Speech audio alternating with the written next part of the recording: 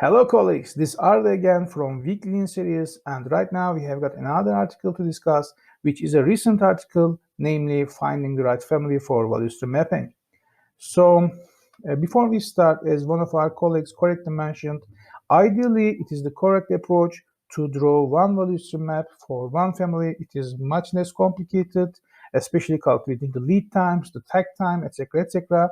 But sometimes you may not have the necessary resources to create one value stream mapping for one family every time, and you may have many different product families, and you may have very overlapping processes between these product families, and maybe you cannot have the necessary resources to do a value stream mapping workshop for each and every product family. So sometimes you may need to select one or two families to use it for value stream mapping. So if this is the case, selecting the right product families is an issue because you need to represent the overall organization in the value stream mapping, because you want to get the most out of the value stream mapping, which is the defined projects, defined actions to reach the value stream design, which is your target to achieve in the end of all the improvement actions. So today we are going to check a little bit on that, how we can select different product families. And just first, we need to remind you that we are not ignoring anything due to the selection. We are simply finding the right product families that go through the process steps in your value stream and that represent a majority of your value stream. Because as you know, different product families most of the time overlap more or less same processes, same resources, and they more or less represent a, how can I say, similar way of production in the same organization, but we need to find the right product families to create the best benefit out of the value stream mapping.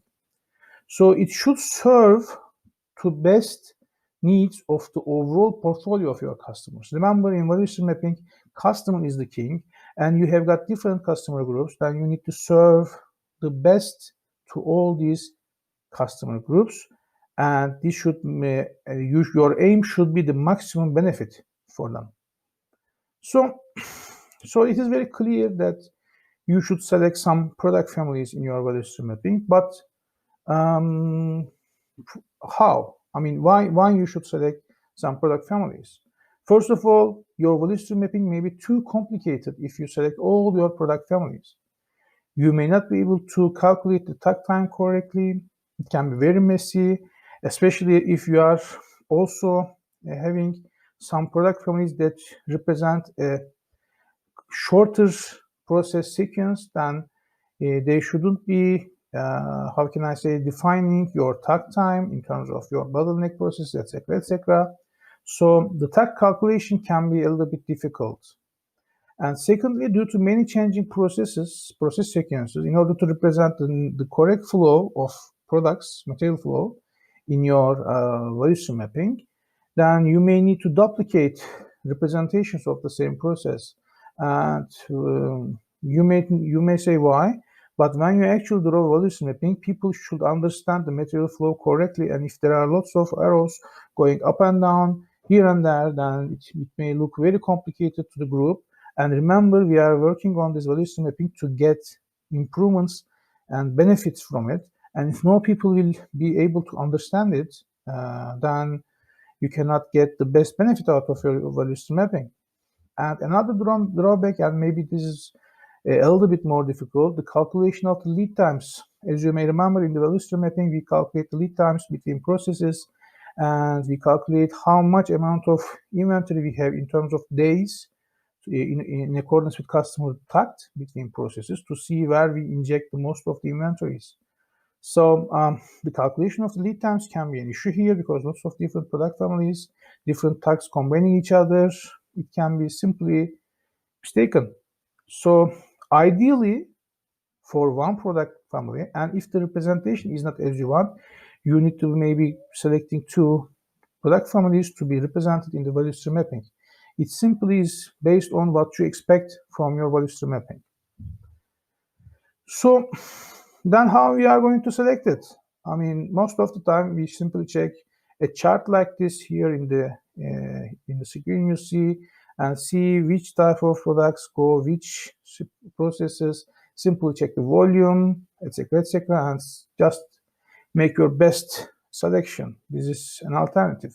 Another is, by experience, your shop floor may already give you that this product family, that product family actually representing the overall value stream, though that can be easier in that sense, because by experience they will know which type of product family that they are normally working on.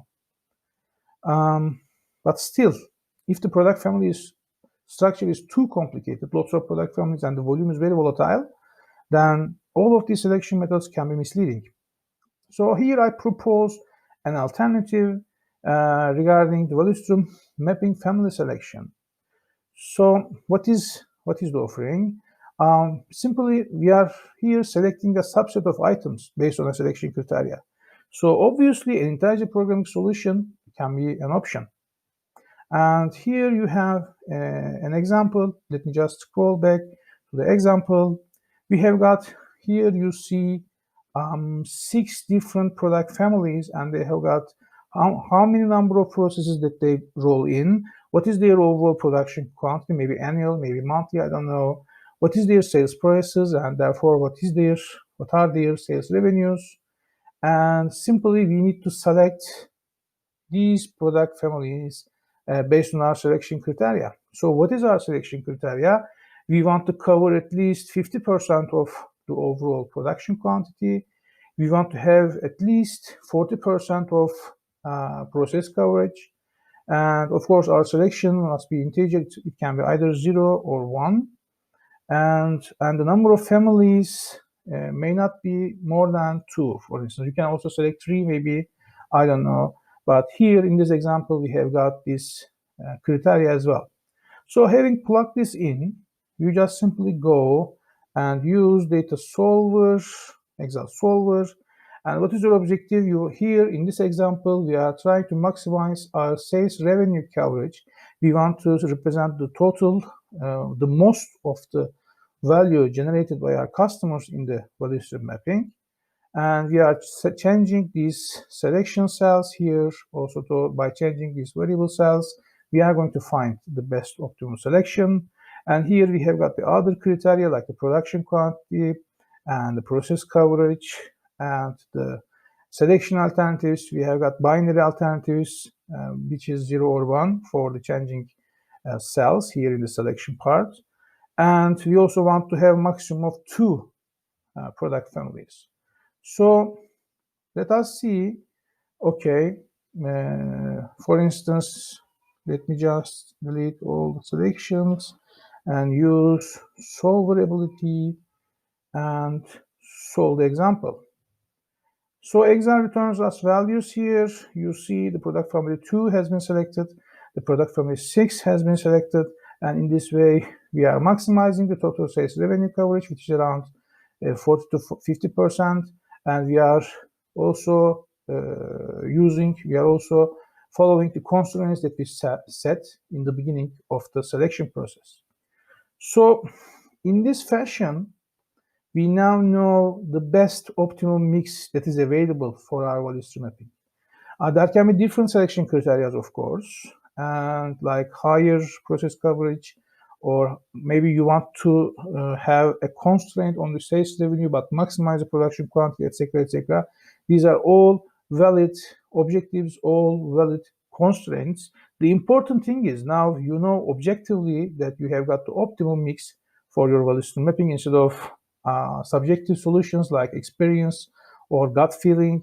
You now know that you have got the optimum mix for your value stream mapping.